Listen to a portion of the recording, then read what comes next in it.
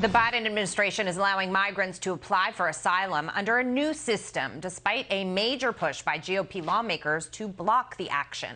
The new process will deliver a decision to migrants within months instead of years, which is how long it usually takes through the immigration court system. Officials say it will apply to a, quote, few hundred migrants a month. Homeland Security Secretary Alejandro Mayorkas says the new plan will, quote, deliver justice quickly while also ensuring due process. Joining us now, National Border Patrol Council President Brandon Judd. Brandon, good to see you. Title 42 still in place, but now we're looking to reform another aspect of the system here. It's amazing to me in this country when somebody else is going through the court system, you cannot push anything along. But when it comes to the immigration process, somehow we're going to magically wave a wand and make that happen. I believe they will do it. Well, and that's the problem. I wrote an op-ed for Fox News on this back in March when they originally announced this rule. It is a very bad idea, and the reason why it's a bad idea is because it removes the judicial branch from this entire process. You have to have checks and balances. Our government was set up so that there would be a separation of powers, so that you would have, eyes on what is going on. If you look at the asylum officers, the bar that they set for credible fear is very, very low. And if they move that over and apply that to the final asylum proceeding, that's going to be a serious problem. More people are going to be allowed in under asylum, and that's just going to encourage even more people to cross our borders illegally. We must have the checks and balances. If you don't, then one organization becomes way too powerful. And that's the issue, right? Whatever the administration says, essentially, they have an open border policy at our southern border where they have invited people to come through. Now they're saying if you want to go through the legal process, we'll make it faster and easier for you. And if you don't, you can just come across and nobody's going to do anything about that either.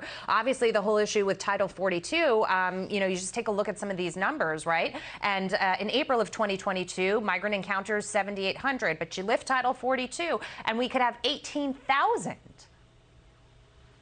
Yeah, again, you go back to what this administration is doing, and they want all of the power within the executive branch. They don't want to spread that power out. We're supposed to have co-equal branches of government, and that's supposed to be the judiciary that oversees and ensures that the executive branch is operating properly. Title 42, if we properly implement Title 42, it is a huge tool. It has proven to work. But when this administration carves out so many different countries from Title 42, that, again, it just encourages people. That's why the numbers have shot up so high. This administration continues to ignore the judicial branch. The judicial branch clearly said that they're supposed to re-implement Title 42, or they're supposed to keep Title 42 the way it was under President Trump, and they're not doing that, and that's why we have the explosion on our southwest border. Well, it doesn't work, Brandon, as you know, with the administration's agenda, and that's why they're fighting it. And I just want to be clear for the viewers. I was talking about encounters per day, that they would go up to 18,000 encounters per day if you lift Title 42. I mean, just think about the magnitude of that for a second. But moving on here, there's a new Fox News poll out, and it asked if people are for keeping the restrictions or ending them. 63% said keep them. Only 27% said end it. Yeah, again, the public is very clear on what they want. This administration pushes back against the public.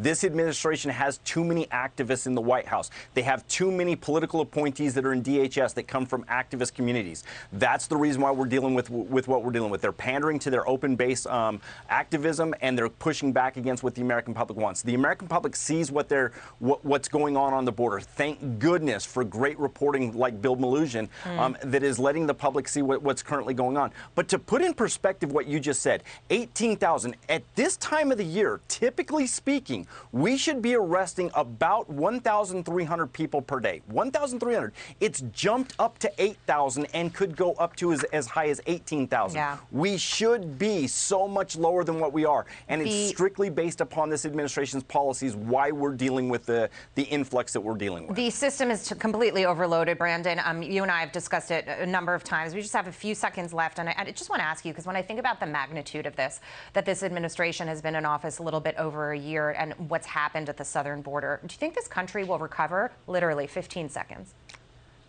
No, I don't. The damage has already been done. We've let in way too many criminals, and those criminals are going to commit crimes that are going to be devastating to U.S. citizens. It is scary. We're going to have to continue to watch it. We're going to have to continue to educate people about it and make them understand, when you think about these numbers, and as I said, the magnitude, it does start to put it in perspective. But these polling numbers are changing, too. Feels like people are waking up.